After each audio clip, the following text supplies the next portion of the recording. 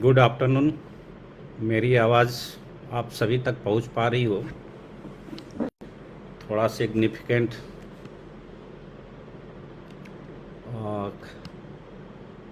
आवाज़ आ रही है मेरी? प्लीज़ कमेंट में।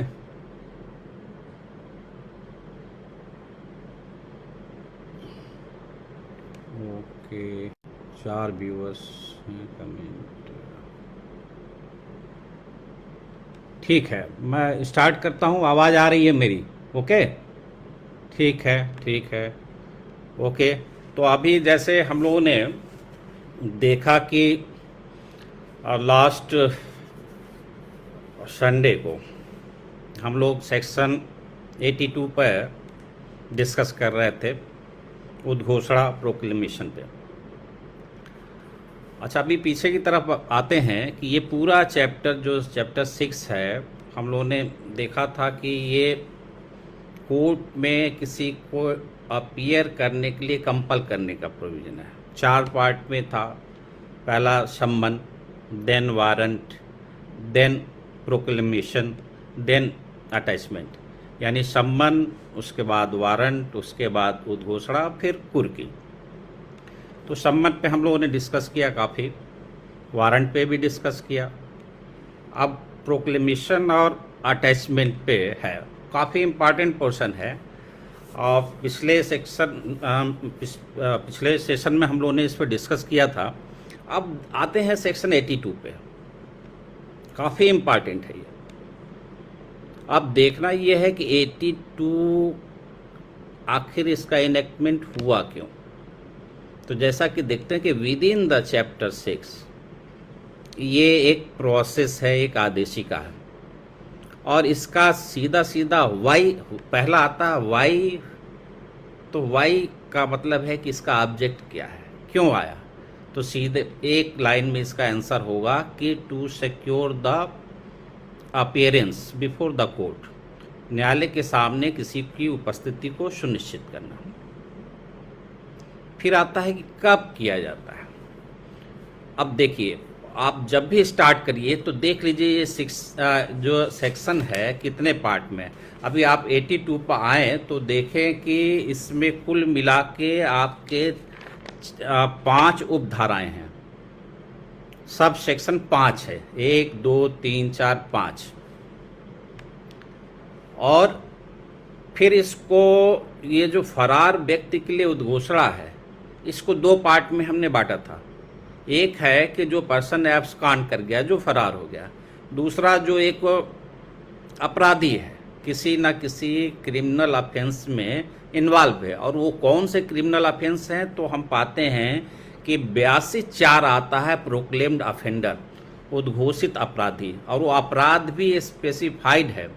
वो सेक्शन आपको शुरू होता है 302, 304, 364, 367, 382, 392 से लेके 400, फिर 402, 436, 449, 459, 460।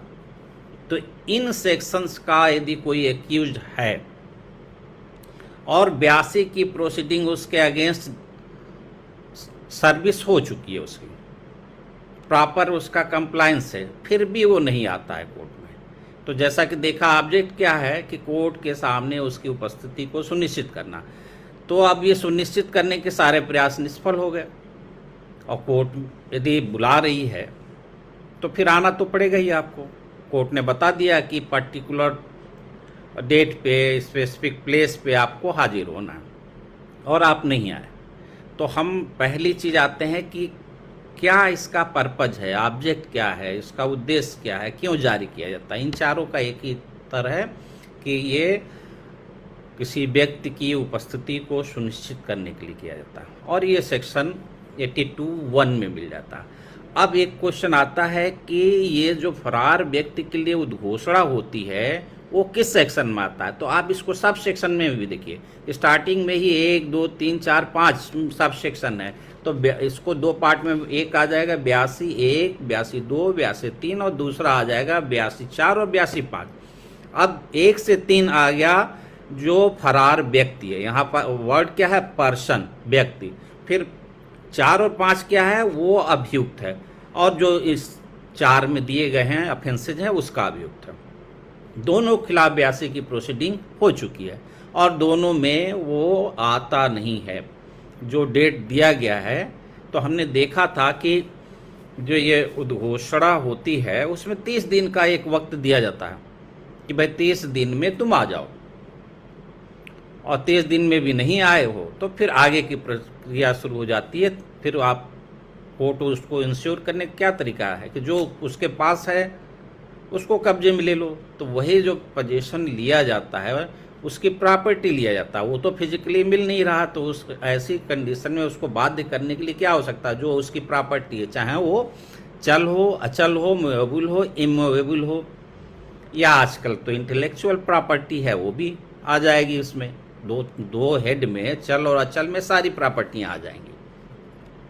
तो आप देखिए कि फिर 82(1) में आपका एक बात निकल के आती है कि 82(1) में जो उद्घोषणा जारी होती है, 82(2) ये कहता है कि ये उद्घोषणा जारी होगी तो जारी कैसे होगी, आप उसको पब्लिश करेंगे। पब्लिश कैसे करेंगे, तो 2(1)(a)(b)(c) और 1(4) है, वो 3 में से 2 मैंडेटरी है। 3 तरीके बताए गए हैं। तो पहला मैंने बताया कि उसको रीड करना। आप पुलिस के लैंग्वेज में जाएंगे एक्चुअल फील्ड में तो उसको डुगडुगी पिटवाना कहते हैं। जैसे आपने देखा होगा कि पुलिस आती है, फिल्मों में भी देखा होगा कि इस पे सरकार ने, कोर्ट ने इतने तारीख को हाजिर होने के लिए कहा और नहीं आएगा तो इसका प्रॉपर्टी नीलाम कर दी जाएगी, कुर्क कर दी जाएगी। तो उसी फार्म में 3 वर्ड याद करना, रीड या डुगडुगी, जो समझ लीजिए। सेंटेंस तो आप फिल कर ही लोगे। दूसरा और तीसरा है चस्पा, पब्लिकेशन। तो कुछ की वर्ड्स को दिमाग में बिठाए रखना है। फिर आता है तीसरा कि इसका इफेक्ट क्या हो। यदि पब्लिकेशन ड्यूली प्रॉपरली हुई है तो एक तरह से उसका नेचर कंक्लूसिव हो जाता है, यानी उसका खंडन नहीं किया जा सकता है। खंडन यदि आप जानते हैं, एविडेंस में आपने पढ़ा होगा कि जो एक्सक्लूसिव निश्चायक साक्ष्य होते हैं उसका खंडन नहीं किया जा सकता, क्योंकि वो खंडनीय उपधारणा नहीं होती है। तो फिर कोर्ट को देखना क्या है कि यदि प्रॉपरली उसका पब्लिकेशन है तो फिर वो निश्चायक हो जाएगा, कंक्लूसिव हो जाएगा, और फिर आप उस इधर उधर की बात नहीं कर पाएंगे, काट नहीं पाएंगे। हाँ, एक बात पे वो चैलेंज हो सकता है कि वो ड्यूली पब्लिकेशन उसका नहीं हो पाया है।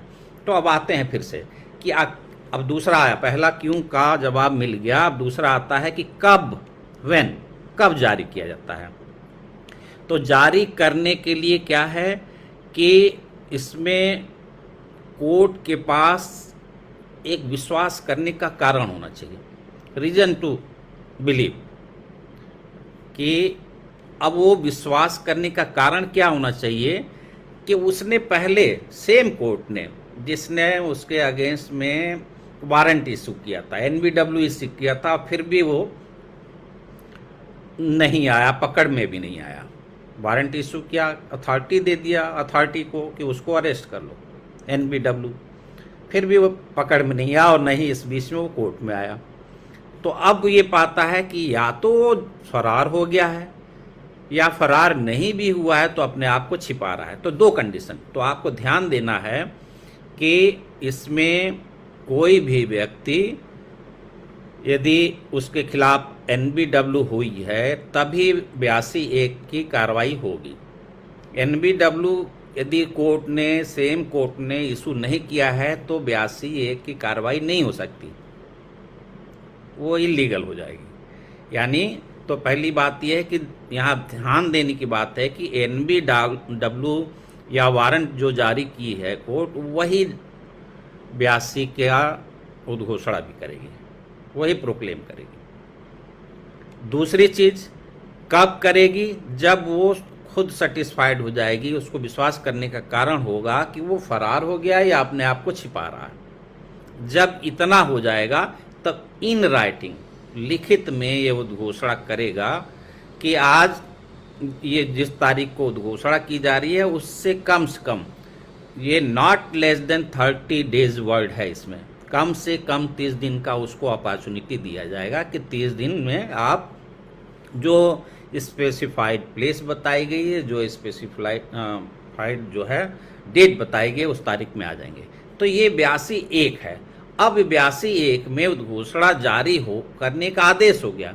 अब वो आदेश कैसे आएगा प्रभाव में, तो उसके लिए ज़रूरी है कि उसका प्रकाशन हो। आप जानते हैं कि जो चीज़ प्रकाशित नहीं है, प्रॉपरली पब्लिकेशन उसका नहीं है, तो न तो वो लॉ में आएगा न किसी रूल्स में आएगा।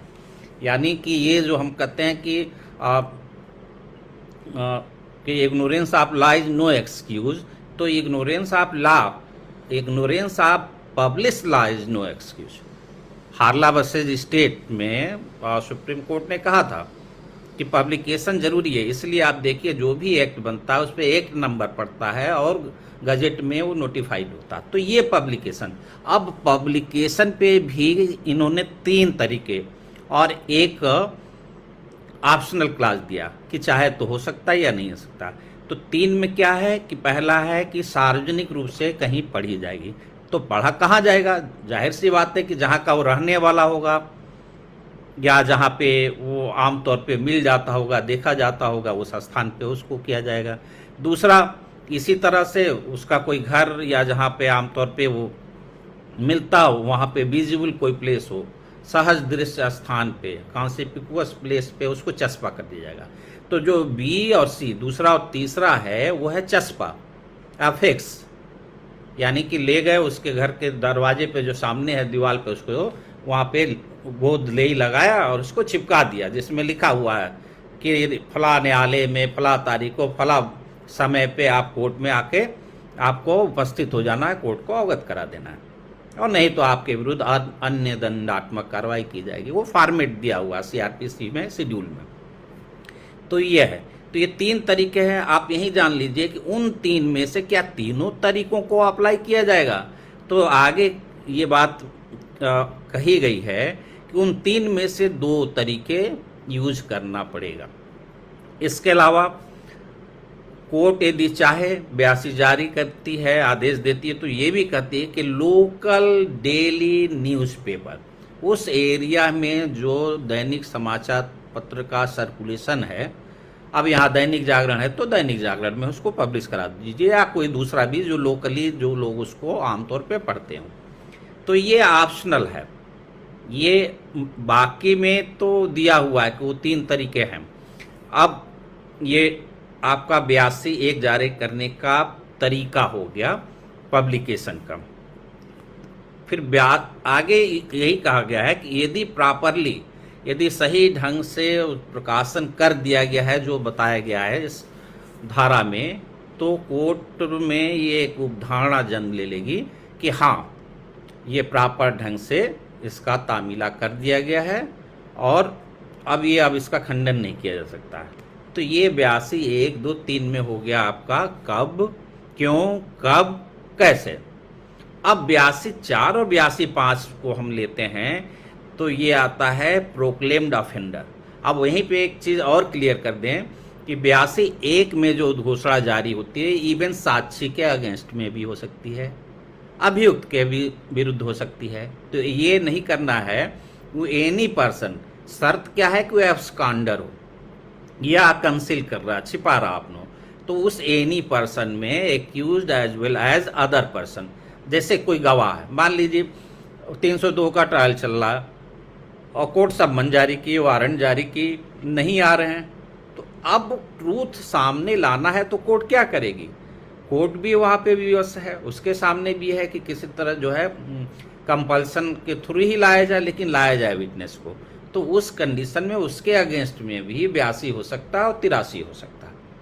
जनरली इसकी नौबत नहीं आती है, लेकिन ये प्रोसेस है, आदेशिका है, और इस आदेशिका का इस्तेमाल न केवल अभियुक्त बल्कि मुलजिम के खिलाफ भी किया, न केवल मुलजिम बल्कि साक्षी के विरुद्ध भी किया जा सकता है।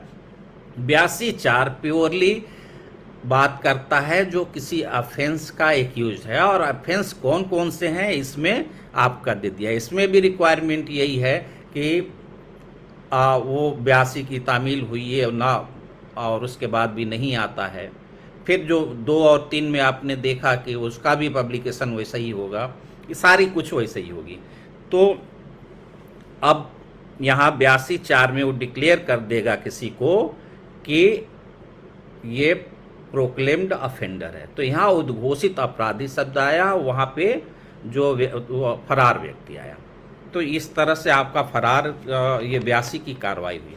तो 82 पे आमतौर पे जितने क्वेश्चन बनते हैं ये सब मिल जाएंगे।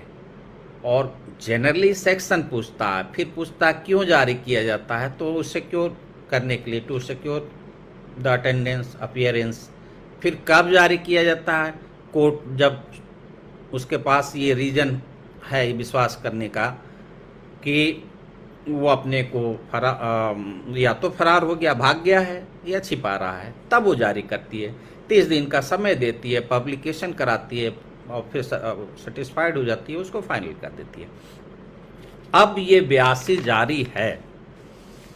तो अब 83 में जब हम आएंगे 83 में, तो आप देखेंगे अटैचमेंट, एक चौथा प्रोसेस आया, सम्मन, वारंट और उद्घोषणा के बाद एक चौथी प्रक्रिया चैप्टर 6 ने दिया, कूर करने की। ये लास्ट रिजॉर्ट है, जब कुछ नहीं, सबसे काम नहीं चला तो अंतिम हथियार ये इस्तेमाल किया है कि लाओ भाई जो कुछ भी इसके पास है प्रॉपर्टी चला चल उसको जब्त कर लिया जाए। तो प्रॉपर्टी चल भी हो सकती है, मूवेबल भी हो सकती है, अचल इमूवेबल भी हो सकती है। अब यहाँ पे एक क्वेश्चन आता है कि फरार व्यक्ति की संपत्ति कब कुर्क की जा सकती है, उद्घोषित अपराधी की संपत्ति कब कुर्क की जा सकती है, किस प्रकार की संपत्ति कुर्क की जा सकती है। ठीक है, क्या 82 के साथ साथ 83 जारी किया जा सकता है।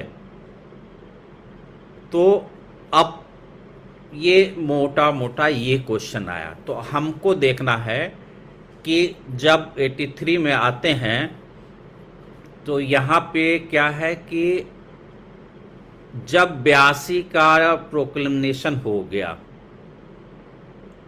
उसके बाद एनी टाइम किसी भी समय वो जो आदमी प्रोक्लेम्ड पर्सन है या प्रोक्लेम्ड अफेंडर है, उसकी चल या अचल संपत्ति को कुर्क करने का, अटैच करने का ऑर्डर दे सकता है। तो अटैचमेंट आया 83(1) में।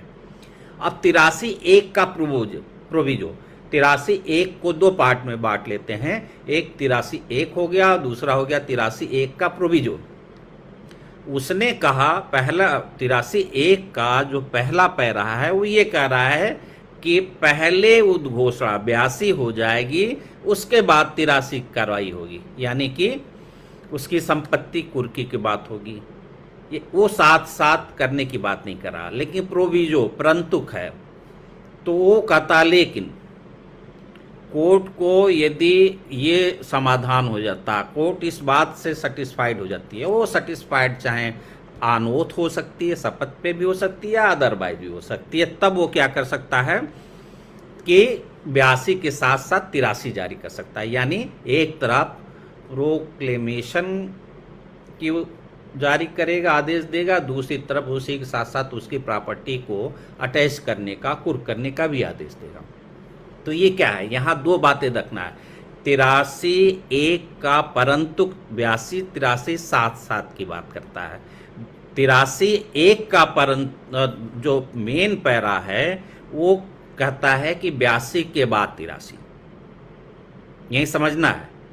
तो 82 के साथ साथ 83 में आ जाएगा कि कोर्ट का केवल समाधान करना है, और ये समाधान शपथ पे आनोथ हो सकता है या शपथ के अलावा अदरवाइज भी हो सकता है।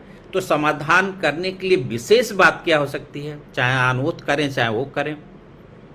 जब आईओज आते हैं और गिरफ्तारी नहीं हो पाती है तो किसी तरह से दबाव बनाना होता है, तो पहले 82 हो गया, फिर 83 एक तरीका है कि अब उसकी प्रॉपर्टी यदि कब्जे में आएगी अब तो सब रास्ते उसके बंद होंगे, संपत्ति से कोई जल्दी वंचित नहीं होना चाहता है, तो बाकी घर के लोग भी उसको कंपेल करेंगे कि तुम आओ कोर्ट में अपीयर हो जाओ, तो प्रॉपर्टी बच सकती है। अब प्रॉपर्टी बच सकती है, इस पे भी आगे के सेक्शन आएंगे, 84, 85, 86 में इन सारे प्रश्नों का उत्तर मिलेगा। तो अब ये देखना क्या है, दो चीज़ समाधान के लिए देखना है कि ये कहीं से उसका समाधान होना चाहिए कि वो अपनी पूरी की प्रॉपर्टी या उसका कोई पार्ट, कोई भाग उसका डिस्पोजल करना चाहता है। मतलब वो अब वो संपत्ति को कुर्क नहीं किया गया तो उसको बेच ही डालेगा। उसने किसी से बात कर, अब पुलिस अपनी केस डायरी में सारी बातें लिखी रहती है और उस इलाके के एक आध लोगों के जो है स्टेटमेंट ले लेती है, जो ये बताते हैं कि हाँ उसकी बातचीत हो लगी है और वो संपत्ति बेच के भागने वाला। तो डिस्पोजल, यानी डिस्पोजल में सेल भी है, किसी की वसीयत कर दिया, कुछ कर दिया, किसी तरह से डिस्पोज ऑफ करने वाला है। या जिस कोर्ट ने 82 की कार्रवाई की है वहां से अपनी जो प्रॉपर्टी है समेट कर वहां से भागने वाला है, उसको हटा देने वाला, प्रॉपर्टी को कोर्ट के अधिकारिता, उसके ज्यूरिसडिक्शन से बाहर कर देने वाला है। तो दो चीजें देखनी है, या तो प्रॉपर्टी होल या पार्ट में डिस्पोज ऑफ करने वाला है या कोर्ट के ज्यूरिसडिक्शन से बाहर निकालने वाला है प्रॉपर्टी को, तब वो 82 के साथ साथ यानी उद्घोषणा के साथ साथ कुर्की का भी आदेश देती है। तो आपको मिला क्या, ये 83 एक के दो पार्ट आपने कर दिया, एक 82 के बाद 83 और एक 82 के साथ साथ 83। तो 82 के साथ साथ 83 हमेशा आपको मिलेगा प्रोविजो परंतुक में, और 82 के बाद 83 मिलेगा आपको 83 एक में। तो ये है, और 83 में हमने आपको जैसे बताया कि अब कि 83 में कुल 6 उपधाराएं हैं, 1 2 3 4 5, तो हम लोगों ने एक देखा। अभी एक और टॉपिक पे हम आएंगे, बड़ा इंटरेस्टिंग है। जब 82 83 दोनों कर लेंगे तो आईपीसी की एक धारा 174A 2005 के अमेंडमेंट एक्ट से आई थी, वो उसका क्या इम्पैक्ट होता है। अब उस 174A में जो केस रजिस्टर्ड हो गया, चूंकि वो कॉग्निजेबल संज्ञेय अपराध है, नॉन बेलेबल है, फर्स्ट क्लास मजिस्ट्रेट के द्वारा उसका ट्रायल होता है, तो अब एफआईआर हो गई है, तो अभी आगे के सेक्शन में आएगा प्रॉपर्टी रिस्टोर करने का। मान लो जो आदमी फरार हो गया है और फिर कभी लौट के चला आया और उसके पास उसका रीजनेबल जस्टिफिकेशन है, तब क्या होगा। तो अब उस पर हम आगे आएंगे, तो सीक्वेंस में चलते हैं। तो 83 एक हम लोग ने देखा, काफ़ी इंपॉर्टेंट है। अब 83(2) क्या कहता है कि ये जो प्रॉपर्टी है कहाँ, उस प्रॉपर्टी का अटैचमेंट, उसकी कुर्की कहाँ पे होगी। तो जाहिर सी बात है, जिस कोर्ट ने, जिस जिले की कोर्ट ने ये 83 एक में कुर्क करने का, अटैच करने का आदेश किया है, उस जिले में होगी। लेकिन सपोज करिए उस जिले से बाहर प्रॉपर्टी है, तब क्या कंडीशन होगी। इसका जवाब मिलता है 83(2) में। 83(2) ये कहती है कि भाई जिले में है जो से जिस कोर्ट ने इशू किया है इस तरह का ऑर्डर कुर्की का, तो उसके ज़िले में यदि प्रॉपर्टी है तो वो तो जो ऑथराइज कर देगा कि भाई हाँ जो भी अथॉरिटी वो इसको अटैच कर ले, कुर्क कर ले। लेकिन यदि कोर्ट वाले ज़िले से बाहर है तो पिक्चर में यहाँ आता है डिस्ट्रिक्ट मजिस्ट्रेट, जिला मजिस्ट्रेट, डीएम साहब। तो प्रॉपर्टी यदि बाहर के ज़िले में, आउटसाइड द डिस्ट्रिक्ट है, तो वहाँ डीएम का इंडोर्समेंट यहाँ पे आवश्यक है। और देखिए इसीलिए 83 में आपको दो तरह की कोर्ट अभी 83 से निकलेगी।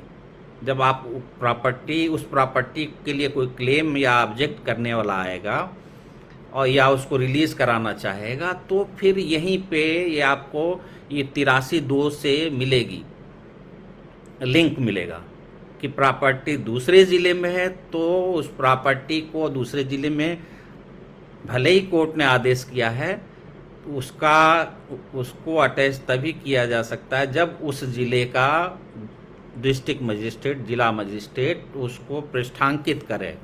मतलब जाएगा, आदेश जाएगी, उस पर लिखेगा यस कोर्ट के आदेश का कंप्लायंस किया जाए, तो ये इंडोर्समेंट हो जाएगा। तब जब इंडोर्समेंट होगा तो आउटसाइड द डिस्ट्रिक्ट में डीएम को ध्यान में रखना है, और ये आपका ज़रूरी पॉइंट है जिस पे आपको वो करना है। तो दूसरा में ये हुआ कि माने जो सब्जेक्ट मैटर है वो कौन कहाँ की प्रॉपर्टी जब आएगा तो आपको 83 दो पिक्चर में आएगा। अब ये है कि किस तरह की प्रॉपर्टी को कैसे कुर्क किया जाएगा, इसका जवाब आपको मिलेगा 83(3), 83(4), 83(5) में। अब यहीं पे आपको क्या करना है, यदि आप लोग के पास कॉपी हो, ये सब हो या अपना बेयर एक्ट हो, तो 83(3) में का टाइटल आपको बना लेना है ऋण या अन्य जंगम शक्ति, डेट और अदर मूवेबल प्रॉपर्टी, यानी कर्जा वगैरह जो होता है, ऋण लिया है आपने तो वो प्लस कोई चल संपत्ति है, तो ये हो गया। अब 83(3) में, 83(4) में जब आएंगे तो इमूवेबल प्रॉपर्टी, 83(4) में अचल संपत्ति आ गई। 83(5) में आएंगे तो लाइव स्टॉक यानी जीवधन या जो पेरिसेबल नेचर की प्रॉपर्टी है, जो जल्दी ही नष्ट हो जाने वाली है, विनश्वर प्रकृति का जो संपत्ति है, तो ये आ गया 83(3), 4, 5।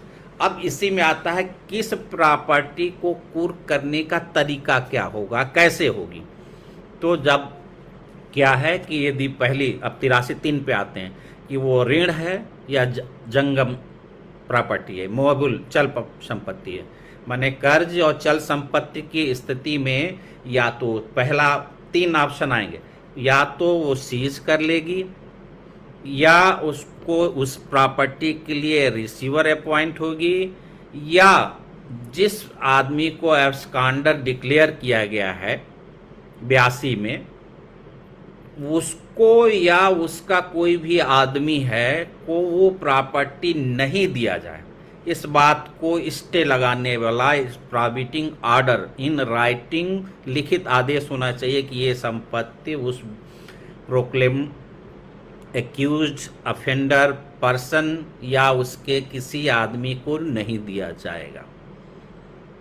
ठीक है, तो एक तरह से रोक के रूप में आया, प्रोहिबिटेड फॉर्म, प्रतिषिद्ध आदेश के तहत। अब यहाँ 83(3) में ये कहता है कि यहाँ चूंकि आपने देखा अथवा ये आया, तो आइदर का आर के है तो एक से भी काम चल सकता है, लेकिन यहीं पे रोक लगाती है। जो मैं 2 वाली बात कर रहा था इसमें है कि कोर्ट क्या कर सकती है कि उसे ठीक लगता है तो तीनों तरीके इस्तेमाल कर सकती है, और यदि तीनों नहीं करती है तो मैंडेटरी प्रोविजन ये कहता है कि 2 तो करना ही पड़ेगा। 2 उन 3 में से, या तो उसको सीज कर लो, या उस प्रॉपर्टी के लिए रिसीवर अपॉइंट कर दो, या उसको प्रॉपर्टी की डिलीवरी जो है किसी को देने से रोकने का आदेश कर दो, या इनमें से जो ठीक लगे, जो प्रॉपर कोर्ट को लगे उस तरह से उसको आप वो कर लीजिए। तो आपको देखा आपने कि जो कर्ज है, ऋण है, या कोई चल संपत्ति मूवेबल प्रॉपर्टी है, तो उस कंडीशन में आपका 3 तरीके आया। सीधा कि वो प्रॉपर्टी को ही कब्जे में ले लिया जाए, यानी सीजर के फॉर्म में आ गया। दूसरा आ गया कि कोई रिसीवर का अपॉइंटमेंट सीआरपीसी में दिए गए प्रोविजन से होता है, लेकिन सीआरपीसी रिसीवर कैसे अपॉइंट होगा ये नहीं बताती है। ये अधिकार दे रही है कि रिसीवर अपॉइंट होगा, बट उस रिसीवर वो सीपीसी 1908 के प्रोविजन से गाइड होता है, जिसमें जो उसकी पावर है, ड्यूटी है, लाइबिलिटी है, वो सब सीपीसी से गवर्न होगी, लेकिन अपॉइंट हो रहा है इस सेक्शन से। ठीक है ना, तो आपका ये हो गया चल संपत्ति या ऋण में। फिर आता है 83(4). अब 83(4) में टेक्निकल बात है, चूंकि ये प्रोसीजर थोड़ा बोरिंग होता है ना, पढ़ते समय उतना कंसंट्रेट नहीं करते, बट कई बार पढ़िए, रस लेके पढ़िए तो समझ में आता है। अब वो जिस प्रॉपर्टी को अटैच करने का ऑर्डर दिया गया है, यदि वो इमूवेबल प्रॉपर्टी है, तो अब अचल संपत्ति है। आप जानते हैं कि अचल संपत्ति में क्या होती है, गवर्नमेंट को रेवेन्यू भी मिलता है। कुछ ज़मीनें ऐसी हैं जो रेवेन्यू जनरेट होता है, कुछ ऐसी है जो रेवेन्यू जनरेट नहीं होता।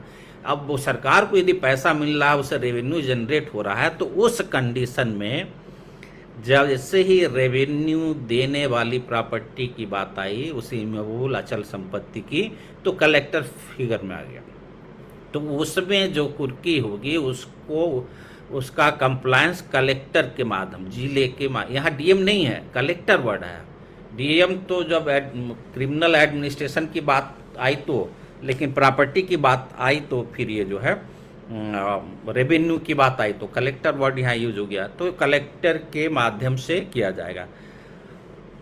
और यदि रेवेन्यू जनरेट माने आपको करना क्या है, 83(4) में इमूवेबल प्रॉपर्टी के दो पार्ट कर लेना है। एक ऐसी अचल संपत्ति जिससे राजस्व मिलता है, दूसरा अन्य प्रकार की अचल संपत्ति। तो अचल संपत्ति जिससे रेवेन्यू मिलता है उसमें उस जिले के कलेक्टर के माध्यम से होगी। दूसरे में फिर वही आ गया कि उसका पोजीशन लेके पहला, या रिसीवर अपॉइंट करके, या उस प्रॉपर्टी या उससे निकलने वाली कोई भी प्रोसीड है, रेंट है, वो सब पे रोक लगाते हुए ऑर्डर करके किया जाएगा। और फिर वही बात दोहराई गई जो पहले के धारा में थी कि इनमें से सारे तरीके कोर्ट अप्लाई कर सकती है या कम से कम 2 करेगी। अब एक 5 में आया। 5 ये कहता है कि मान लो कि किसी घर में बैलगाड़ी है तो बैल है, गाय है, बकरी है। अब उसको कुर करके ले जाओगे तो वैसे तो रखोगे नहीं, तो उस कंडीशन में कितने दिन खिलाएंगे पिलाएंगे दूसरे का, उसको बुलाना भी है, पैसे भी खर्च करो।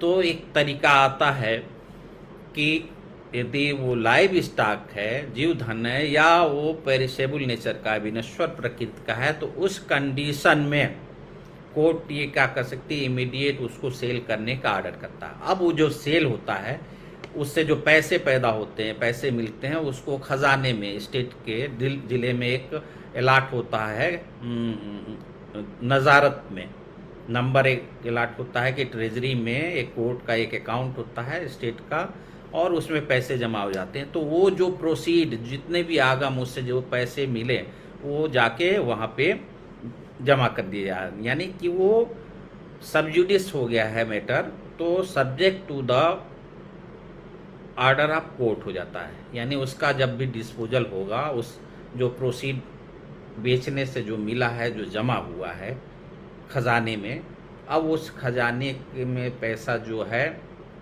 उस आदमी की संपत्ति जो जीव धन या विनश्वर प्रकृति की थी, वो कोर्ट के आदेश से ही उसका डिस्पोजल होगा। तो ये 5। छठा में मैंने बताया कि रिसीवर को लेके कहता है कि 83(6) कहता है कि रिसीवर भी अपॉइंट हो सकता है, एक तरीका ये है। लेकिन जब ये इसमें अपॉइंट होगा तो उसके पावर सीपीसी से गवर्न होंगे, उसकी पावर, उसकी ड्यूटी, उसकी लायबिलिटी। तो ये है आपका 83। तो आप देखिए अब 83 में क्या हुआ कि 82 में जो घोषणा हुई, आदमी नहीं आया जो फरार था, अपराधी नहीं आया जिसको हमने प्रोक्लेम्ड ऑफेंडर डिक्लेयर किया। अब उसके बाद कोर्ट उसको कंपेल करना चाहती है, तो 83(1) और 83(1) के प्रोविजो के तहत वो उसको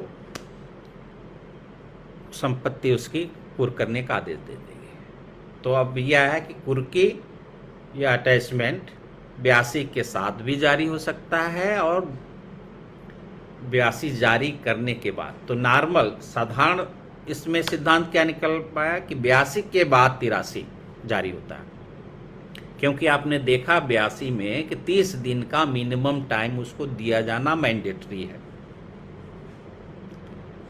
लेकिन 83 में आके ये देखते हैं कि यदि कोर्ट को विश्वास करने का कारण हो जाता है, उसका सेटिस्फेक्शन हो जाता है, तो वो 30 दिन के इंतजार के बिना भी जारी कर सकती है, यानी विदिन 30 डेज भी जारी कर सकती है। और यहाँ तक कि 82 भी एक तरफ जारी कर रही है और 83 भी जारी कर रही है। तो जब 82-83 कहा जाए तो इसका मतलब 82 का मतलब उद्घोषणा से और 83 का मतलब कुर्की अटैचमेंट से। तो ये आपका 82-83 बहुत अच्छे तरीके से समझ लीजिए और इसको ऐसे ही बांट के पढ़िए। सबसे पहले कि 83 में कुल 6 उपधाराएं हैं, 83(1) के 2 पार्ट हैं, फिर 83(2) वो प्रॉपर्टी की बात कर रही है जहाँ पे वो सिचुएटेड है, तो किसके माध्यम से होगा? कोर्ट के आदेश से हो जाएगा, और दूसरे जिले में है तो कलेक्टर के माध्यम से। तीसरा ये आता है, तीसरा, चौथा, पांचवा आता है प्रॉपर्टी का काइंड ऑफ प्रॉपर्टी कैसी है। काइंड ऑफ प्रॉपर्टी में यदि वो ऋण है, जंगम या अचल संपत्ति है तो 83(3) आ गई, यदि अचल संपत्ति है 83(4) आ गई। इसके बाद बचता क्या है? जीवधन, लाइव स्टॉक या पेरिशेबल नेचर का प्रॉपर्टी। 83(6) आपका कह दी कि जो है रिसीवर अपॉइंट होगा, सीपीसी से गवर्न होगा। तो अब आता है 84। 84 में आप देखेंगे कि 84 के 1, 2, 3, 4। अब मैं 84 पे आने से पहले एक स्थिति में आता हूँ। सीआरपीसी आईपीसी की धारा 174(a) ए है, इसका मतलब मूल आईपीसी में नहीं थी। 2005 में इसकी अमेंडमेंट के थ्रू इसका अस्तित्व आता है। अब ये 2005 में एग्जिस्टेंस में आई, क्या पर्पज़ था इसका? इसका पर्पज़ वही है जो इस चैप्टर 6 का, कि भाई इंश्योर करना है। अब ये चैप्टर 6 के सारे हथियार फेल हो गए, तो इसका मतलब उसने तो भाई कि जो हमारी लॉ है उसको वायलेट कर रहा है, जानबूझ के कर रहा है, तो ऐसे वो वैसे ही थोड़े छोड़ दिया जाएगा। प्रॉपर्टी तो ले ली, प्रॉपर्टी तो स्टेट के पास चली जाएगी। तो उसके लिए उन्होंने 174(a) में कहा कि यदि 82 जारी है और बच्चे उसके बाद भी नहीं आए, तो अब तुम्हारा यदि पर्सन एब्सकॉन्डिंग की श्रेणी में हो, यानी 83(1) वाले में, 82(1) वाले में हो, तो तुम 3 साल तक जेल जा सकते हो। और कोर्ट को अच्छा लगा, कुछ दया दिखा दी, तो केवल फाइन से भी काम चला सकती है, या दोनों कर सकती है। और यदि तुम प्रोक्लेम्ड ऑफेंडर हो, वही 302, 304, 392 से लेके 400, 402 वगैरह वाले में, तो तुमको 7 साल तक सज़ा मिलेगी, और फाइन तो वो भी मैंडेटरी होगा, प्लस फाइन हो जाएगा। अब सोचिए कि एक आदमी 82 का ऑर्डर हो गया उसके अगेंस्ट, पब्लिकेशन हो गया, प्रॉपरली हो गया, और उसके बाद भी वो कम बैक नहीं होता है। 174(a) का FIR हो गया, चूंकि वो कॉग्निजेबल ऑफेंस है। और आजकल प्रैक्टिस में ये है कि कोर्ट 82 जारी करने के बाद, देखिए अब यहीं पे आपको सतर्क रहना है, ऐसा कोई मैंडेटरी प्रोविज़न नहीं है कि 83 जारी होने के लिए, मतलब जब 82 जारी हो गई है और 83 जारी होना है, तो उसके पहले क्या 174(a) का FIR रजिस्टर होना ज़रूरी है? नो। इस 82 से लेके 86 तक के प्रोविज़न में कहीं ये बात नहीं आया कि 83 कोर्ट तभी देगी जब 174(a) का FIR। लेकिन आप देख लिए, आज एक जुडिशियल प्रैक्टिस बन गई है कि 82 के बाद पहले आईओ 174(a) का FIR कराता है, फिर उसकी कॉपी लगाता है, और बाकी जो आपने देखा कि चस्पा, डेली न्यूज़पेपर, ये सारी कटिंग लगा के और एक एफिडेविट देता है, अपना एक डिक्लेरेशन करता है, तब जाके 83 कोर्ट जारी करती है। किसी की प्रॉपर्टी को कुर्क करना, उसके लीगल राइट का भी तो कहीं से छीन रहे हैं, तो लीगल राइट इतनी आसानी से तो छीना नहीं जाता। Right to property is a legal right, वो फंडामेंटल राइट नहीं है। बहुत पहले आप पढ़े होंगे, 44वें अमेंडमेंट से ख़त्म हो गया। तो अब देखिए मूल बात पे आते हैं कि मैं ये कह रहा था 174(a) का FIR हुआ तो कोई ना कोई उसका विवेचक होगा। सपोज करिए कि वो आदमी लौट के आया, कुर्की का आदेश हो गया साल भर के अंदर, और कोर्ट को बताया कि साहब मैं भागा नहीं था, ना मैं छिप रहा था, और ये जो आपने कार्रवाई किया है 82 का 83 का जो पब्लिकेशन दिया हुआ, ये मेरे तक पहुंची नहीं। आपने यहाँ सब कर लिया, मैं तो गया था वहाँ अहमदाबाद में, वहाँ रोजी रोटी कमा रहा था, और कहीं ना कोई फ़ोन से संपर्क था, ना कोई चिट्ठी पत्री से थी, और बाकायदा वो एविडेंस दे देता है। तो अब कोर्ट क्या करेगी? जो उसकी प्रॉपर्टी को आपने कुर्क कर लिया है, तो वही कोर्ट यदि सेटिस्फाइड हो जाती है कि ये जस्ट है, का इसका जस्टिफिकेशन जस्ट है, रिजनेबल है, तो वो रेस्टोर कर देगी। अब ये रेस्टोरेशन जो है आप देखिए 85(3) में अभी आएंगे। अब 85(3) में मान लीजिए 85(3) खोलिए आप लोग। 85(3) में देखिए, कहता है कुर्की की तारीख से 2 साल के अंदर वह व्यक्ति जिसके अगेंस्ट में ये कुर्की का कोई आदेश हुआ था, कोर्ट के सामने हाजिर हो जाता है। और मान लो हाजिर नहीं होता है, अपने आप पुलिस ही पकड़ के लाती है, तब भी वो जस्टिफाई कर देता है, और कोर्ट ये सेटिस्फाइड हो जाती है कि इसने जानबूझ के न तो फरार हुआ है, न छिपा रहा था, और इसको जो इस तरह का कोई प्रोक्लेमेशन हुआ था, उद्घोषणा हुई थी, इसकी जानकारी इसको नहीं थी। पूरी कोशिश के बाद भी इसको जानकारी नहीं हो सकती थी, इसीलिए वो specified time, specified place, specified time पे नहीं आ पाया। तो अब उसकी प्रॉपर्टी उसको लौटा देगी। मान लो प्रॉपर्टी बिक गई है भाई, 6 महीने तक प्रॉपर्टी बंधी रहती है, यदि कोई सिविल सूट नहीं हुआ है तो स्टेट के डिस्पोजल पे चली जाती है। स्टेट मान लो बेच लिया हो, बेचा तो ट्रेजरी में पैसा जमा करा दिया है, तो यानी यदि प्रॉपर्टी बची हुई तो उसको देगी, प्रॉपर्टी नहीं बची हुई है तो जो सेल आउट हुआ है उसका जो प्रोसीड जो बचा है वो देगा, या कुछ प्रॉपर्टी बिकी है कुछ बची है तो बची हुई देगा, ठीक है। लेकिन जो प्रोसीजर अडॉप्ट करने में जो एक्सपेंसेस आए हैं, जो खर्चे हुए हैं, वो उसमें से काट लिए जाएंगे। तो अब देखिए कोर्ट ने क्या किया कि उसको अब फरार न मानते उसकी प्रॉपर्टी उसको लौटा दिया, और उधर 174A में एक FIR एग्जिस्ट कर रहा है। अब वो आयोग क्या करेगा? FIR तो क्वेश्चन नहीं हुआ। अब वो क्यों हाई क्वेश्चन एक ही कंडीशन में हो सकता है कि हाई कोर्ट में जाए 482 में और क्वेश्चन करने का प्रार्थना करे, तो वो खुद क्यों जाएगा क्वेश्चन करने के लिए? तो उस कंडीशन में जो है आप आयोग के पास क्या ऑप्शन बचेगा? 174A का यदि वो विवेचक है, तो अब कोर्ट ने जब उसको माना ही नहीं, जिसके उद्घोषणा के आदेश का उल्लंघन हुआ है, तो किस बात का अपराध बचेगा? तो अब देखिए फिर उसको FR लगाना पड़ेगा। अब यहीं पे आप देखिए कि 174A जब बनाया गया है तो वहाँ इस बात को रखना चाहिए था कि कोर्ट का ये 85(3) को ध्यान में नहीं रखा गया।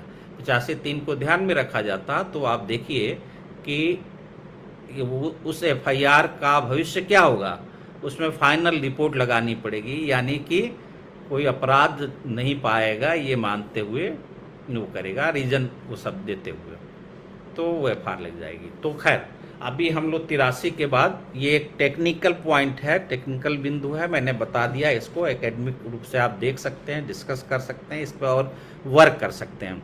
तो 84 में क्या आता है? 2 बातें आई हैं, क्लेम एंड ऑब्जेक्शन, दावा और आपत्ति। और 84 पे आप आएंगे तो आप देखिए कि 84 में कुल 4 उपधाराएं हैं, 84(1), 84(2), 84(3), 84(4). अब 84(1) क्या क्या व्यवस्था करता है? पहली चीज है ड्यूरेशन की बात करता है, दूसरा बात करता है कि कौन व्यक्ति दावेदार या आपत्ति करता हो सकता है, तीसरा है यदि वो आपत्ति या दावा करता है तो क्या उसका आधार होना चाहिए उसके पास। तो इस तरह से हमने 84(1) में एंट्री की और उससे निकाली 3 बातें कि 84 में दावा कब किया जा सकता है, इसकी कोई सीमा होगी। एक बार कोर्ट ने आदेश कर दिया तो अनंत काल तक तो रुकेगी नहीं। तो वहाँ पे आता है कि कुर्की डेट ऑफ अटैचमेंट, कुर्की की जो तारीख है उससे 6 महीने के भीतर। यानी पहली चीज़ आई ड्यूरेशन कि डेट ऑफ अटैचमेंट से 6 मंथ। ठीक। अब दूसरा प्रश्न आया कि कौन कर सकता है, तो यहाँ पे सजग हो जाइए।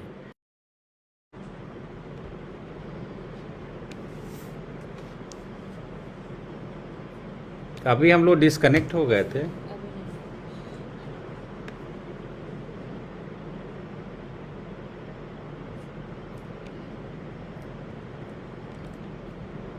क्या आप लोग मुझे सुन पा रहे हैं?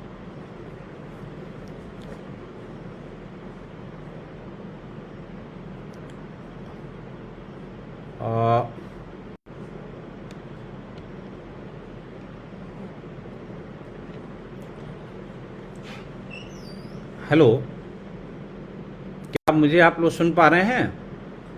ये डिस्कनेक्ट हो गया अपने आप ही। क्या हम लोग स्टार्ट करें फिर से?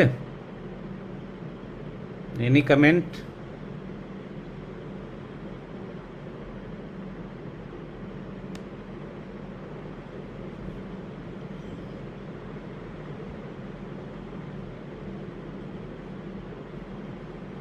कट गया।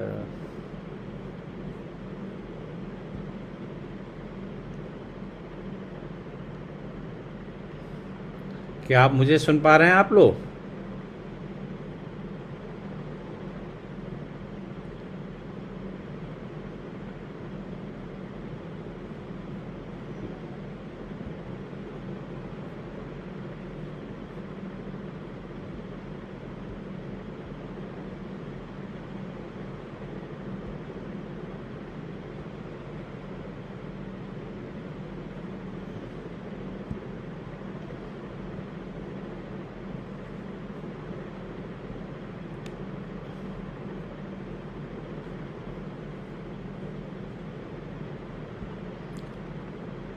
हेलो,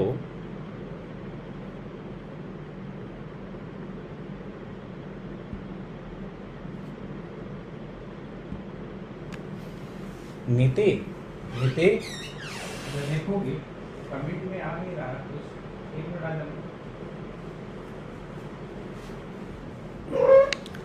अभी लोग व्यूज तो कर रहे थे लेकिन कुछ क्लियर नहीं हो रहा। ये हटाओ।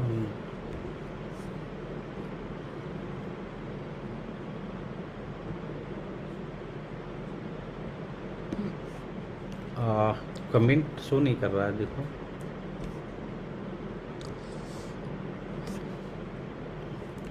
आवाज़ आ रही है मेरी? अच्छा, ओके, मैं फिर स्टार्ट करता हूँ। मुझे लगा कि ये पूरा करने आप हाफ ही रह गया है, तो ओके ठीक है। बीच में अपने आप ही ऑटोमेटिकली डिस्कनेक्ट हो गया था। तो हम लोग 84 पे आ रहे थे। तो 84 में जैसा कि हम लोगों ने देखा कि 4 सब सेक्शन है। तो क्लेम और ऑब्जेक्शन, दावा और आपत्ति 6 महीने के अंदर होनी चाहिए। जिस दिन कुर्की हुई है उस दिन के 6 महीने के भीतर, within 6 month of the date of attachment. अब दूसरा ये कि जो प्रोक्लेम पर्सन है उससे डिफरेंट आदमी ऑब्जेक्शन करेगा या क्लेम करेगा। तीसरी बात ये है कि ये क्या ग्राउंड इसका होगा? इसका ग्राउंड ये होगा कि जो इंटरेस्टेड पर्सन है उस प्रॉपर्टी में इंटरेस्टेड है और वो प्रॉपर्टी में जो उसका इंटरेस्ट है इस तरह का है कि उसको आप अटैच नहीं कर सकते। तो 2 ग्राउंड हो गया कि he has an interest in such property and such interest is not liable to attach under section 83। यानी कि वो उसका इस संपत्ति में इस प्रकार का हित है कि उस हित को कानूनन कुर्क नहीं किया जा सकता। तो ये आपका, ये आप 84(1) में यह है। अब यहाँ पे एक प्रिविलेज भी 84(1) का प्रोविजो देता है। मान लीजिए कि जिसने दावा किया है या आपत्ति की है उसकी डेथ हो जाती है, तो केस खत्म हो जाएगा? नो, यहाँ अबेटमेंट नहीं होगा। यहाँ पे क्या होगा कि उसका जो भी लीगल रिप्रेजेंटेटिव होगा, जो सर्वाइवर होगा, वो उस अपने क्लेम और जो ऑब्जेक्शन है उसको कंटिन्यू कर सकता है और कोर्ट फिर उसको कंसीडर करेगी। तो 84(1) ये प्रोसीजर बताता है क्या ड्यूरेशन होगा, कौन कर सकता है, कौन नहीं कर सकता है, और जो कर सकता है किस ग्राउंड पे कर सकता है।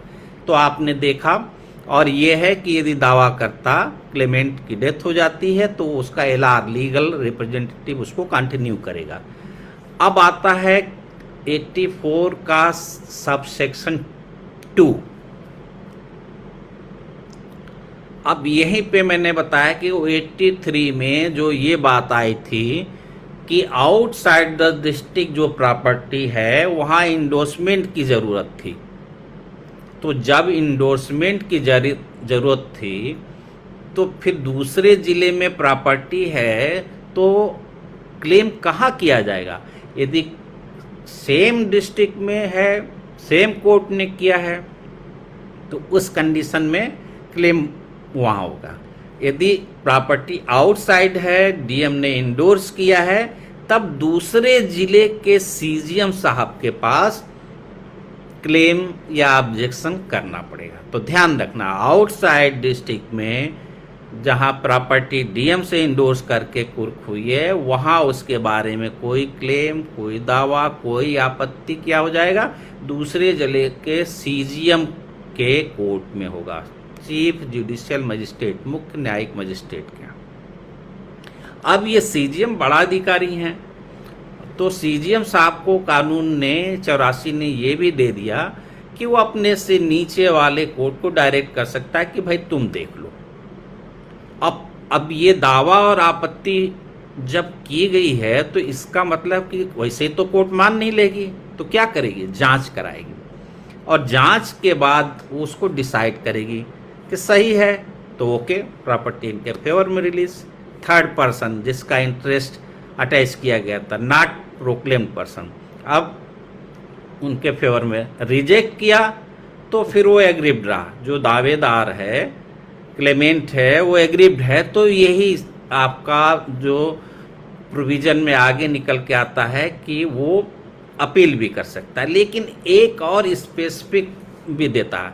आप जानते हैं कि प्रॉपर्टी के रिगार्डिंग जो ओनरशिप होती है, जो टाइटल होती है, वो डिसाइड कैसे होती है? वो डिसाइड होती है बाय सिविल कोर्ट। और सिविल कोर्ट में क्या करना पड़ता है? सिविल सूट फाइल करना पड़ता है। तो उसने ये उसके सिविल सूट फाइल करने के बारे में अपनी टाइटल को लेके, अपने क्लेम को लेके ये रोक नहीं लगाती, कहता है कि यस आप सिविल सूट फाइल कर सकते हैं। अब उस सिविल सूट फाइल करने का इसका लिमिटेशन क्या होगा? क्योंकि देखना यह है कि 6 महीने तक आदमी वापस नहीं आया है, तो 6 महीने के बाद प्रॉपर्टी का डिस्पोजल जो है स्टेट गवर्नमेंट के हाथ में आ जाता है। इसीलिए ये थोड़ा और टाइम इनलार्ज करता है आपका 84(4) कि जब दावे को चाहे होली पूर्ण रूप से रिजेक्ट कर दिया गया, नामंजूर कर दिया गया, या उसके पार्ट को कि कुछ प्रॉपर्टी भाई ले लो, इस पे तुम्हारा क्लेम है, कुछ नहीं है तुम्हारी, ये नहीं छुड़ा सकते, तो अब वो क्या है? एग्रीव्ड है, उसके रिजेक्शन से एग्रीव्ड है। तो अब क्या करेगा वो? ये कहता है कि जो ऑर्डर हुई, डेट ऑफ ऑर्डर, नॉट आपका वो अटैचमेंट ऑर्डर, तो ये इस दावे या आपत्ति के निपटारे के आदेश के 1 साल के भीतर आप अपने राइट को रिकॉग्नाइज कराने के लिए डिस्प्यूटेड प्रॉपर्टी में सिविल सूट फाइल कर सकते हैं। अब सिविल सूट फाइल कर दिया तो 2 कोर्टें पिक्चर में आ गई, एक सिविल कोर्ट आ गई और एक क्रिमिनल कोर्ट आई, तो दोनों के रिलेशन क्या हो जाएंगे? तो क्रिमिनल कोर्ट क्या करती है? क्रिमिनल मैटर निपटाती है, सिविल कोर्ट सिविल मैटर निपटाती है। प्रॉपर्टी किसका है किसका नहीं है ये तो डिसाइड सिविल कोर्ट कर सकती है। इसका मतलब ये निकला कि सिविल कोर्ट का जो आर्डर होगा वो प्रिवेल करेगा, और ये जो क्रिमिनल कोर्ट का जो आर्डर होगा subject to the order of civil court हो जाएगा। ठीक है, और जब तक नहीं आ रहा है तब तक इसका क्या है कि जो क्रिमिनल कोर्ट का जो आर्डर है वो एक कंक्लूसिव माना जाएगा, यानी कि बिफोर सिविल कोर्ट के आर्डर के वो जो सिविल सूट फाइल हुआ था ये क्रिमिनल कोर्ट का आर्डर फाइनल है। तो ये आपका हो गया दावा और आपत्ति। तो बिल्कुल क्लियर रही अपने इसमें प्रोविजन में कोई जो है अस्पष्टता नहीं है, बिल्कुल क्लियर है। और आपको बांट लेना है कितने दिन के अंदर कौन कर सकता है, और डेथ हो जाती है तो क्या हो सकता है, प्रॉपर्टी आउटसाइड जिले में है तो कौन सी कोर्ट प्रॉपर होगी, वो कोर्ट सीजीएम की है तो सीजीएम क्या दूसरे मजिस्ट्रेट को दे सकता है? हाँ, दूसरे मजिस्ट्रेट को दे सकता है। ठीक है, तो ये और ये सब प्रक्रिया में क्या होता है, अन्वेषण किया जाता है, जांच किया जाता है या विचारण किया जाता है? तो जांच किया जाता है। ये नेचर क्या है, इंक्वायरी का है, तो जांच शब्द यहाँ पकड़े रहिए। फिर यह है कि सिविल सूट की बात करता है 84(4), चूंकि प्रॉपर्टी की रिगार्डिंग ओनरशिप टाइटल डिसाइड होती है सिविल कोर्ट से, तो सिविल कोर्ट में वो जा सकता है, लेकिन सीधे नहीं चले जाएंगे, तब कोर्ट क्रिमिनल कोर्ट हवा नहीं देगी। आप क्या होगा, जाएंगे तो जब ये ऑर्डर कर देगा, भाई आपके पास आपको ग्रीवांस है, हमने डिस्पोजल किया, हमने सुना आपको और कर दिया, इंक्वायरी कराई, आपको प्रॉपर्टी दी या नहीं दी, पाया कि हाँ आप हैं जेन्युइन तो आपको दे दिया, नहीं जेन्युइन है तो रिजेक्ट कर दिया। अब रिजेक्ट करने की डेट से 1 साल के भीतर ये सिविल सूट फाइल कर सकते हैं, और इस बीच में प्रॉपर्टी का भविष्य क्या होगा, क्रिमिनल कोर्ट का आदेश प्रभावी होगा जब तक कि सिविल कोर्ट का आदेश नहीं मिल जाता है, और 1 साल, और ये इस ऑर्डर के 1 साल के बाद 1 साल बीत जाता और तब भी आप कुछ नहीं करते हैं तो फिर वो स्टेट गवर्नमेंट के डिस्पोजल पे वो चीज़ें हो जाएगी। तो इस तरह से 84 होगा। अब बचा 85, 85 को मेरे ख्याल से 84 में आप लोग को कोई दिक्कत किसी को होना नहीं चाहिए, और तो ठीक है, तो आगे हम लोग फिर बढ़ते हैं। तो ठीक, अब आगे स्टार्ट करते हैं, 85 पे आते हैं। अब 85 में क्या करना है आपको, 3 वर्ड को दिमाग में रखना है। 85 में ये रखना है कि जो अटैच प्रॉपर्टी है उसकी 3 बातें ये करता है, उसका रिलीज निर्मुक्त किया जाना, उसको सेल किया जाना, और उसका रेस्ट्रेशन वापस किया जाना, यानी कि उसको दे दिया गया किसी को, या उसको बेच दिया गया, या जो सही जेन्युइन आदमी है उसको वापस कर दिया। तो आप देखिए कि रिलीज करने का प्रोविज़न 85(1) में आ गया, सेल करने का 85(2) में आ गया, और रेस्टोरेशन 85(3) में हो गया। तो इस तरह से आपको याद करने में 85 के 3 पार्ट हैं, 3 में पहला रिलीज से है, दूसरा सेल से है, तीसरा रेस्टोरेशन से है। अब रिलीज किसको किया जाएगा, वही जो उसकी प्रॉपर्टी को वो किया गया, और जिसकी प्रॉपर्टी यदि प्रोक्लेम्ड पर्सन ही उस प्रॉपर्टी का है हकदार, और वो आ जाता है विद इन द टाइम, यानी कि जो उसको 30 दिन का समय दिया गया उसमें आ गया। तो अब वो प्रॉपर्टी जो अटैच हुआ है वो प्रॉपर्टी उसको दे दी जाएगी, काम खत्म। जिसका था उसको मिल गया, तो 85(1) में जिसका था उसको मिल गया। 85(2) ये कहता है कि आप आए नहीं, जो गिवन पीरियड था उसमें आया नहीं, तो अब ये जो प्रॉपर्टी है कि वो जो टाइम निकल गया आपके वापसी का, तब ये स्टेट गवर्नमेंट के डिस्पोजल के अधीन हो जाएगी। और स्टेट गवर्नमेंट वो जो डेट ऑफ अटैचमेंट कुर्की की जो तारीख थी वो 6 महीने के बीत जाने के बाद उस प्रॉपर्टी को सेल कर सकती है। अब वो सेल कर सकती है 6 महीने के बाद, राइट मिल गया स्टेट गवर्नमेंट को उस प्रॉपर्टी को बेचने का। लेकिन सपोज करिए कि 684 कहता है कि 6 महीने के भीतर तुर्की की जो तारीख है उससे 6 महीने के भीतर आप दावा कर सकते हैं और दावे का निपटारा ये कर सकते हैं। अब उस दावे का निपटारा अभी हुआ नहीं है, 6 महीने बीत गए हैं, तो इसका मतलब अभी सेल नहीं कर सकते, अभी क्रिमिनल कोर्ट इन्वॉल्व है, कुछ नहीं हुआ। और मान लो उसने कोई सिविल सूट कर दिया है इस बीच में, खारिज दिया, सिविल सूट कर दिया, तो भी आप पे रोक लग जाती है।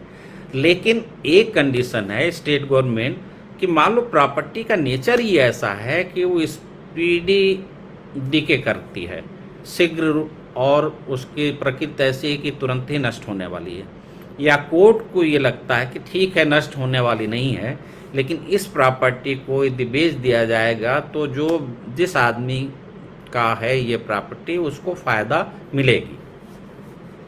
तो उस कंडीशन में क्या है कि वो उसको सेल करने का कोर्ट फिर ऑर्डर कर सकती है। माने इसमें भी दो बातें आई, स्टेट गवर्नमेंट को दे दिया सेल करने, माने उसके डिस्पोजल के अधीन रहेगी और डिस्पोजल में वो बेच सकता है, बस टाइम का जो ये फार्मूला है उसको इसको फॉलो करना है। फिर अब कोर्ट का भी ऑर्डर से भी बेची जा सकती है यदि वो स्पीडी और पेरिशेबल नेचर का है, जल्दी ही वो चीज़ जिसको कुर किया गया खराब हो जाएगी, नष्ट हो जाएगी, तो उस कंडीशन में कोर्ट भी परमिशन दे सकती है।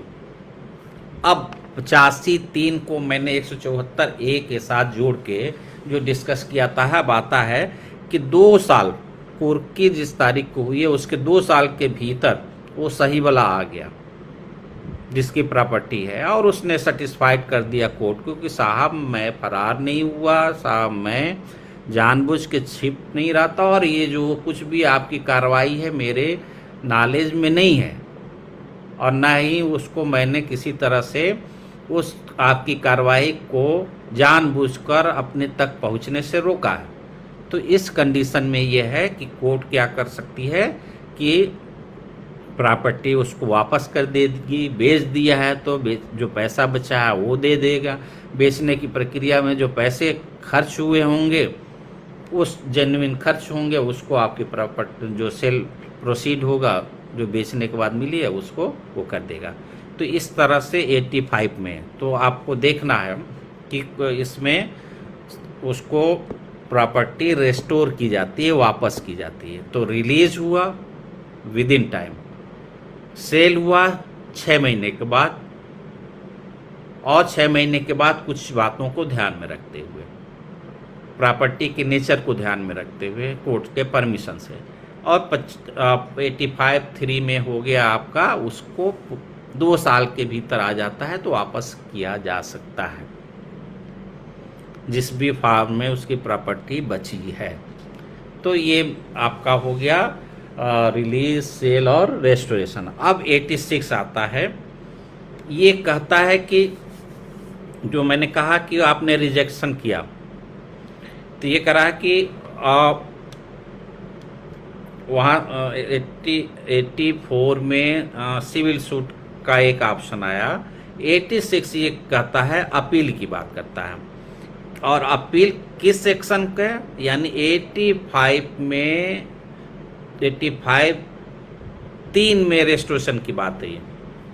अब 85(3) में जो प्रोक्लेम्ड पर्सन है वो आता है और उसको ग्रीवांस है इस बात की कि उसकी प्रॉपर्टी उसको नहीं दी गई, और जो बेच दिया गया है उससे जो पैसे मिले वो भी नहीं दिया गया है, तो वो अपील करेगा। तो वो अपील कहाँ करेगा, तो जो क्रिमिनल प्रोसीडिंग में अपीलेट कोर्ट होती है यानी कि जैसे आपने मजिस्ट्रेट की कोर्ट में ये एप्लीकेशन डाली है और उसकी अपील सेशन जज के यहाँ होती हो, तो उसी तरह से जहाँ पे सेंटेंस पे सज़ा के पॉइंट पे अपील जहाँ होती है, वहीं पे इसकी भी 85(3) में के आदेश के अगेंस्ट में अपील हो सकती है।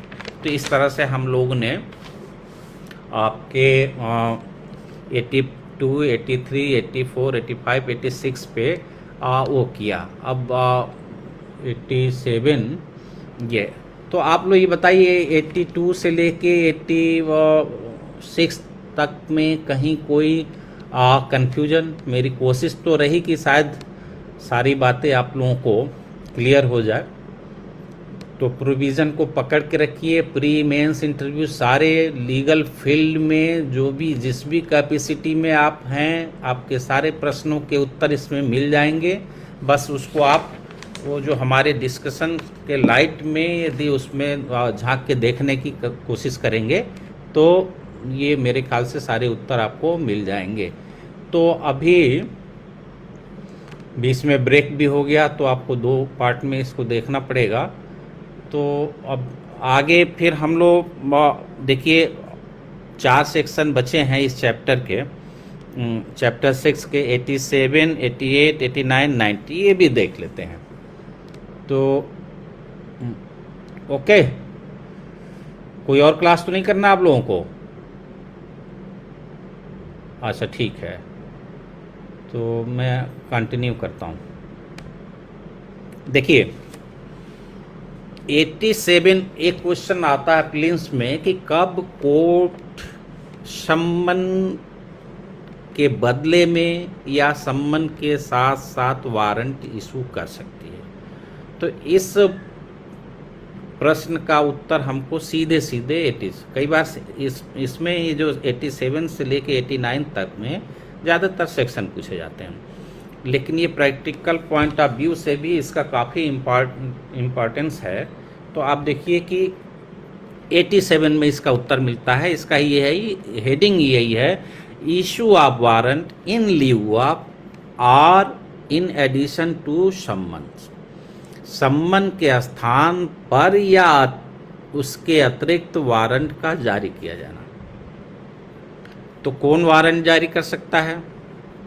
जो कोर्ट सम्मन जारी कर सकता है, सम्मन जारी करने के लिए उस इम्पावर्ड, उतना उसको पावर है, शक्ति है, तो वो अपना एक स्पीकिंग ऑर्डर, रीजन ऑर्डर, कारण बताते हुए अरेस्ट, उस पर्सन के अरेस्ट के लिए भी वारंट इशू कर सकती है। तो वो क्या स्थितियां होगी? तो ये होगा कि कोर्ट को ये विश्वास करने का, ये बिलीव करने का रीज़न हो कि वो आदमी जिसके अगेंस्ट में सम्मन इशू किया गया है वो या तो फरार हो गया है या सम्मन का पालन नहीं करेगा। तो अब यहाँ पे एक चीज़ और, इसी में 87A में एक बात और लिखी है कि सम्मन इशू करने से पहले या सम्मन इशू करने के बाद, लेकिन जो डेट उसके सम्मन में फिक्स है उस डेट के पहले ही कोर्ट को ये विश्वास दिला दिया जाता है कि वो साहब फरार हो गया है, मान लो थाने की रिपोर्ट आ गई है, तहसीलदार की रिपोर्ट आ गई है, या आप पूरी कोशिश कर लें तो भी सम्मन की सर्विस नहीं होगी, उसका तामीला या पालन नहीं होगा। ये अथवा आर एक और ऑप्शन है, 2 ग्राउंड हुए। तो एक ग्राउंड तो ये हुआ ऊपर वाला, और ऊपर वाले में भी 2 ग्राउंड हो गए, या तो फरार हो गया या सम्मन का पालन नहीं करने की पूरी संभावना है उसकी। अथवा क्या है कि वो सम्मन तो भेजा गया, सर्व भी हुआ, बट वो आया नहीं, फेल्योर है। तो दूसरा फेल्योर उसका अप्रूव कर दिया गया है, प्रॉपर ड्यू उसका सर्विस भी हुआ है, तो उस कंडीशन में वो सम्मन के बाद वारंट जारी कर देगी, या सम्मन के साथ, ये सम्मन में जो फिक्स डेट है उसके पहले। तो ये आपका 87 में आमतौर पे हेडिंग में आता है, बाकी कंटेंट भी देख लीजिएगा। 88 एक अनदर इम्पॉर्टेंट सेक्शन है। 88 में क्या है, power to take bond for appearance. 88 का भी बड़े इमरजेंसी में यूज करना पड़ता है। अब मान लीजिए कोर्ट किसी पर्सन को किसी मैटर में उसका अपीयरेंस चाहती है और कोर्ट को ये पावर भी है कि उसके अगेंस्ट में सम्मन या वारंट इशू कर सकती है, और मान लीजिए वो पैरवी के लिए या किसी भी वजह से कोर्ट में प्रेजेंट भी है, उपस्थित है, तब कोर्ट कह सकती है कि बच्चों या भैया तुमको कोर्ट में आना है और डेट जो फिक्स है उस डेट पे आना है, और ये डेट मान लो हम फिक्स कर दे रहे हैं। तो अभी केवल जुबानी तो होगा नहीं, तो कोर्ट यहीं पे एक पावर एक्सरसाइज करती है कि तुम बॉन्ड भर दो, पीबी दे दो, या पीबी के साथ साथ कुछ श्योरिटीज भी ले लो, यानी कुछ जमानतदार भी दे दो, और सब अंडरटेकिंग ले लें कि हाँ कोर्ट ने जिस तारीख को जिस डेट पे जिस समय बुलाया है उस समय ये हाजिर होंगे, नहीं हाजिर होंगे तो हमारे विरुद्ध ये करवाई जाए। तो ये होता है बॉन्ड ले सकती है। तो बॉन्ड यहाँ पे क्या है, बॉन्ड ले सकती है, केवल उसी से काम चला सकती है, या बॉन्ड के साथ साथ श्योरिटीज भी ले सकती है, विद और विदाउट श्योरिटीज बॉन्ड, विद और विदाउट श्योरिटीज बॉन्ड एग्जीक्यूट करना है उनको, जो कोर्ट में हाजिर है। अभी उसको सम्मन नहीं गया था, अभी वारंट नहीं गया था, लेकिन कोर्ट में उसका अटेंडेंस चाहिए था और कोर्ट को उसको सम्मन और वारंट इशू करने का पावर भी था। तो ये आपका 88 में आता है बॉन्ड लेने की शक्ति जो कोर्ट में मौजूद है उसको। अब 89 में आता है, मान लो किसी आदमी ने बॉन्ड भरा है, सीआरपीसी में जो बॉन्ड एग्जीक्यूट करने का जहाँ भी प्रोविज़न है उसने उसके हिसाब से कोई बॉन्ड उसने दिया है, और बॉन्ड दिया अटेंडेंस के लिए, अपीयरेंस के लिए, और वो नहीं आता है। तो यहीं पे 89 में आपको पूछता है ना वारंट कहाँ जारी करेगा। यदि कोई पहले से बाउंड है, जो बाउंड डाउन है उसका अरेस्ट वारंट 89 में जाएगा। मैंने जो कभी किसी भी तरह से बॉन्ड भरा है और बॉन्ड को के अकॉर्डिंग काम नहीं किया तो उसका अरेस्ट वारंट 89 में जाता है।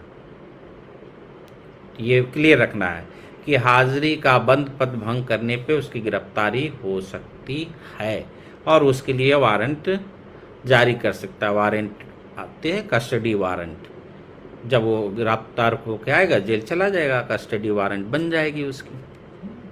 तो ये आपका है सेक्शन 90।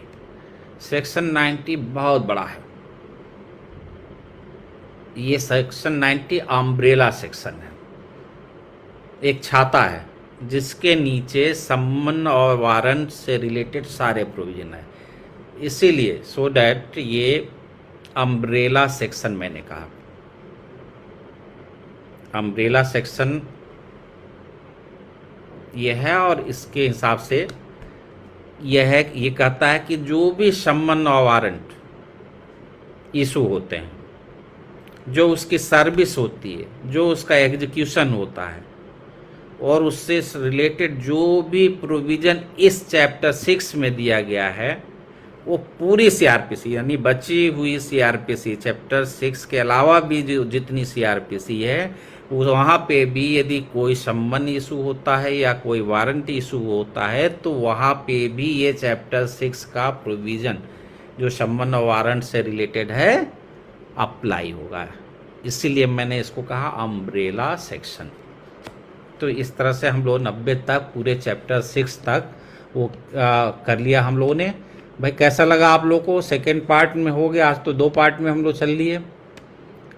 कुछ आप लोग का एनी क्वेरी? तो बिफोर मैं इसको एंड करने का जो है, कल हम लोग चैप्टर 7 पे डिस्कस करेंगे जहाँ तक हो पाएगा, बड़ा है। तो आप लोग सेक्शन चैप्टर 7 भी देख के आइए। तो बातें सारी समझ में आ गई हो तो ठीक है, अपने रिस्पांस से आप जाहिर कर सकते हैं। अदरवाइज़ जो है कोई क्वेरी हो तो हम लोग फिर डिस्कस कर सकते हैं। और मतलब बस इसके बाद तो मान लिया जाए सब लोग समझ गए हैं। मैं किसी दिन पूछ भी दूंगा आप लोगों से, तुरंत का तुरंत, फिर बताना पड़ेगा आप लोगों को। भाई देखिए, मेहनत एक तरफ नहीं होगी। वो पहाड़ जो संजीवनी बूटी वाला उठा के तो रख देंगे हम, लेकिन सुसैन वैद्य आप लोग को बनना पड़ेगा। क्या सवाल है? अम्बेडकर सेक्शन कौन कहाँ गया?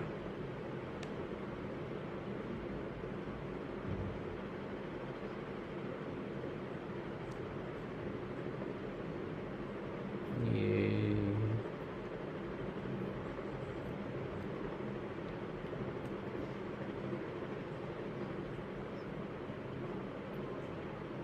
अम्बेडकर सेक्शन कौन है sir? Ambedkar section, umbrella section, umbrella section, section 90। Umbrella मतलब छाता, छतरी के नीचे जैसे आ जाता है सब कुछ, तो अम्ब्रेला, जब अम्ब्रेला सेक्शन कहा जाता है इसका मतलब है कि वो ऐसा प्रोविज़न है जिसमें जो सारे उससे रिलेटेड प्रोविज़न उसके अंतर्गत आते हैं। जैसे आईपीसी का आप सेक्शन 6 देख लीजिए, तो आईपीसी का सेक्शन 6 ये कहता है कि जो जनरल एक्सेप्शन है या किसी भी तरह का एक्सेप्शन है, तो वहाँ जनरल एक्सेप्शन आपका चैप्टर 4 में है, साधारण अपवाद का मामला। और जैसे कोई भी अपराध परिभाषित होता है वहाँ थोड़े लिखा रहता है कि वहाँ पे कि राइट टू प्राइवेट डिफेंस में किया गया बात अपराध नहीं है। तो सेक्शन 6 के नीचे पूरे आईपीसी के सारे जो पेनल प्रोविज़न है वो आ जाते हैं, यानी वो अम्ब्रेला सेक्शन हो जाता है।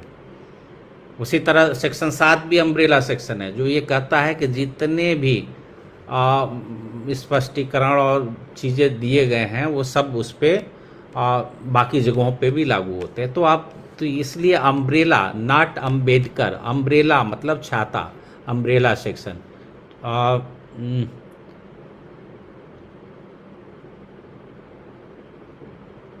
हाँ, यस, ठीक, थैंक यू एवरीबॉडी। ओके, हम लोग कल मिलते हैं फिर।